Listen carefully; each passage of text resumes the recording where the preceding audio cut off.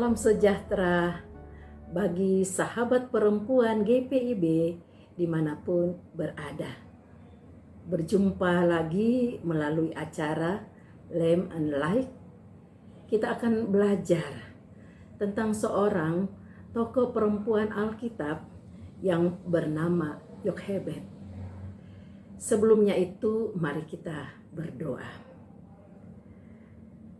Bapa di dalam kerajaan sorga, Tuhan kami Yesus Kristus, pada kesempatan hari ini Tuhan, kami selaku perempuan GPIB ingin belajar mengenai seorang tokoh perempuan di Alkitab yang bernama Yokhebed. Berilah kami hikmat, biarlah Roh Kudus-Mu Tuhan yang akan menerangi hati dan pikiran kami, sehingga kami boleh memahami dan memaknai tokoh perempuan Yokhebed di tengah-tengah kehidupan kami. Terima kasih Bapa Surgawi, terpujilah Engkau kekal selama-lamanya. Amin.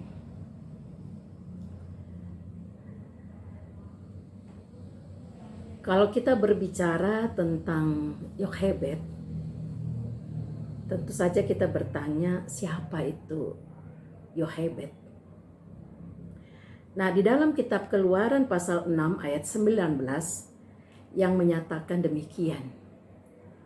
Dan Amram mengambil Yokhebed, saudara ayahnya, menjadi istrinya. Dan perempuan ini melahirkan Harun dan Musa baginya. Umur Amram 130 tahun. Di dalam Bilangan 26 ayat 59 mengatakan, dan nama istri Amram ialah Yokhebed, anak perempuan Lewi yang dilahirkan bagi Lewi di Mesir, dan bagi Amram perempuan itu melahirkan Harun dan Musa dan Miriam, saudara mereka yang perempuan.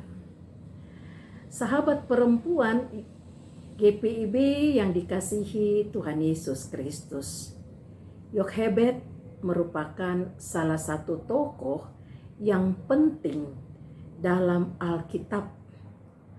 Walaupun tidak terlalu menonjol atau tidak terlalu terkenal seperti perempuan yang di Alkitab, misalkan Esther, Naomi, Sarah, Ruth, dan sebagainya. Bahkan saya sempat bertanya kepada beberapa orang, apakah mereka mengetahui nama dari ibu Musa? Tidak ada yang bisa menjawab. Bahkan hanya mereka katakan saudara-saudara Musa, yaitu Harun, Miriam, itu saja yang mereka pahami. Sahabat perempuan GPIB, Yokhebed, saya katakan salah satu tokoh terpenting khususnya bagi umat bangsa Israel dalam perbudakan di Mesir. Yokhebed adalah ibu dari Harun, Musa, dan Miriam. Suaminya adalah Amram. Pada waktu Yokhebed mengandung Musa, pada saat itu Raja Mesir Firaun mengeluarkan suatu perintah untuk membunuh semua anak laki-laki Israel yang baru lahir. Setelah Musa lahir,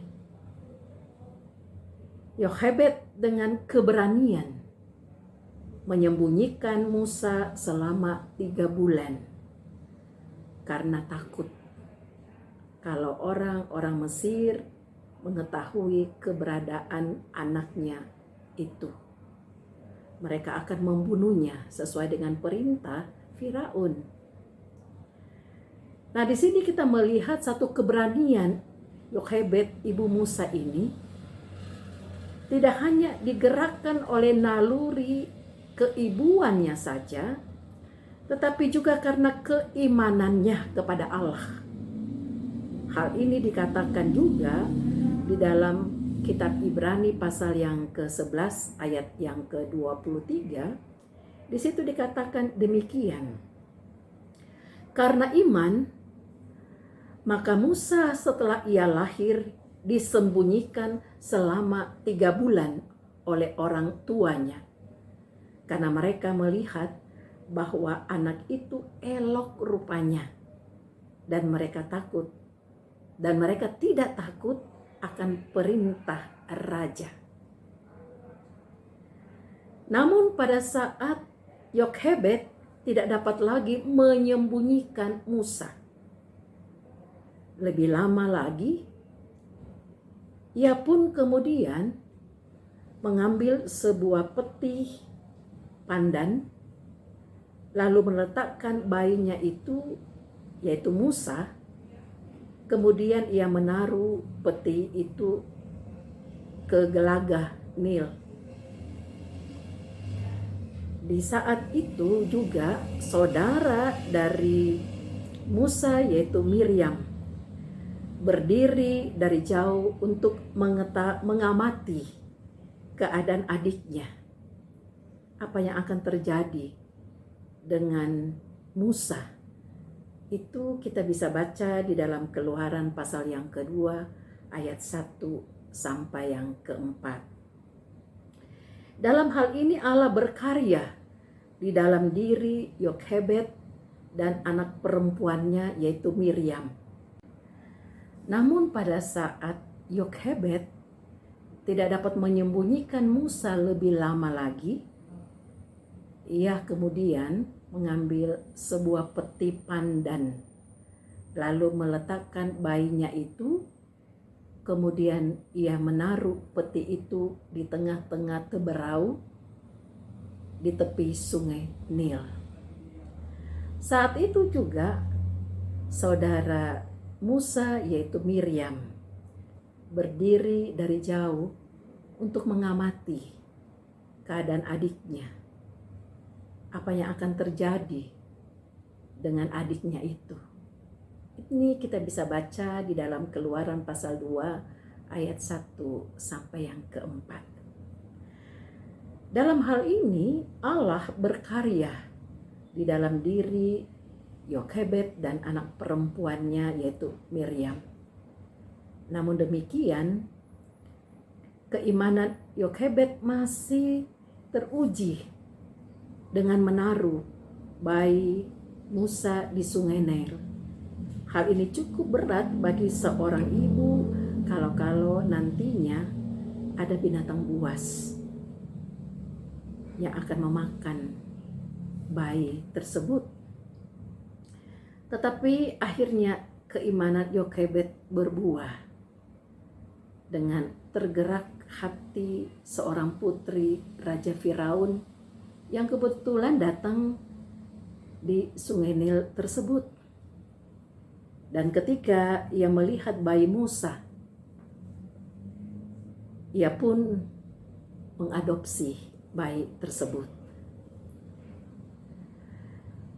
Tidak hanya itu, Yokhebed pun dipercayai oleh putri Firaun untuk menyusui dan merawat Musa hingga besar. Dengan kepercayaan yang diberikan putri Firaun kepada Yokhebed, tidak perlu lagi dia khawatir untuk merawat, bahkan untuk membesarkan anaknya tersebut. Itu kita bisa baca selanjutnya di dalam Keluaran pasal yang kedua ayat 5 sampai yang ke-10. Sahabat perempuan GPIB yang dikasih oleh Tuhan Yesus Kristus. Akhirnya Musa kemudian diutus oleh Tuhan untuk memimpin umat Israel keluar dari tanah Mesir menuju ke tanah perjanjian, yaitu Kanaan. Nah, sahabat perempuan GPIB, dari cerita ini apa yang dapat kita pelajari dari seorang perempuan Yochebed ini? Pertama, saya mau katakan bahwa ketekunan imannya di dalam Tuhan. Dengan iman ia mencari jalan keluar. Bagaimana supaya anaknya terselamatkan dan tidak dibunuh oleh orang Mesir yang pada saat itu diperintahkan oleh Raja Firaun. Itu berarti dengan iman di dalam Tuhan Yesus Kristus, kita sebagai kaum perempuan yang menghadapi setiap masalah, setiap pergumulan hidup, kita juga berusaha mencari jalan keluar yang tentu saja memohon penyertaan Tuhan. Artinya bahwa di situ juga ada doa, ada usaha. Jangan kita hanya katakan kita serahkan saja pergumulan. Kita serahkan saja pergumulan ini kepada Tuhan. Tetapi kita tidak melakukan apa-apa dan hanya meminta Tuhan saja menyelesaikan. Tidak demikian, sahabat perempuan yang dikasihi oleh Tuhan. Kedua, tidak mudah menyerah. Ketika diperhadapkan dengan perintah Firaun bahwa bayi laki-laki akan dibunuh, disinilah kita melihat bagaimana Yochebed melakukan sesuatu yang membuat anak yang dia kasihi itu terlepas dari perintah Firaun tersebut. Hal ini juga mau mengatakan kepada kaum perempuan GPIB, jangan mudah menyerah menghadapi berbagai tantangan, berbagai pergumulan hidup yang ada. Ketiga, cinta kasih yang Yochebed berikan kepada anaknya, yaitu Musa. Cinta kasih sebagai kaum perempuan harus terus dinyatakan di dalam kehidupan ini. Artinya dengan cinta kasih yang kita nyatakan, baik di tengah-tengah kehidupan keluarga kita, dan juga dengan sesama kita dimanapun kita berada, membawa kebaikan bagi semua orang. Dan disitulah nama Tuhan selalu kita puji dan kita agungkan. Semua yang dilakukan oleh Yochebed membawa sukacita, kebahagiaan, tidak hanya untuk dirinya yang mengalami apa yang dia hadapi dengan peristiwa tersebut, tetapi juga kaum keluarganya. Karena anak yang dikasihinya itu, ia bisa merawat dengan baik, tanpa khawatir, bahkan menjadi berkat bagi bangsa Israel, di mana mereka bisa keluar dari penderitaan di Mesir. Kemudian mereka menuju ke tempat di mana Tuhan sediakan yang terbaik bagi umatnya. Sahabat perempuan GPIB yang Tuhan kasihi, dengan demikian kita belajar dari Yochebed, maka sebagai sahabat perempuan kita terus maju menghadapi hidup ini dengan iman yang kuat, dengan tidak mudah menyerah, menghadapi berbagai persoalan, permasalahan yang ada, tetap nyatakan cinta kasih Tuhan yang membawa kebaikan bagi banyak orang, baik di rumah, di tempat kita kerja, di tengah-tengah masyarakat, dan dimanapun kita berada. Sehingga kehadiran kita sebagai kaum perempuan, nama Tuhan semakin kita muliakan di dalam kehidupan ini. Tuhan Yesus memberkati kita. Kita berdoa. Dengan kerendahan hati kami ya Tuhan, kami datang menghampiri hadirat-Mu yang kudus. Terima kasih. Kami boleh belajar dari kehidupan Yokhebed dengan hikmat dan Roh Kudus-Mu. Kami dimampukan untuk menjalani kehidupan ini dengan berbagai tantangan kehidupan.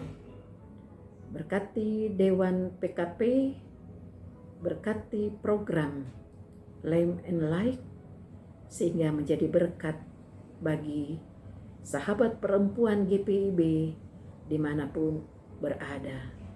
Di dalam nama Tuhan kami Yesus Kristus, kami alaskan doa ini. Terima kasih Tuhan Yesus.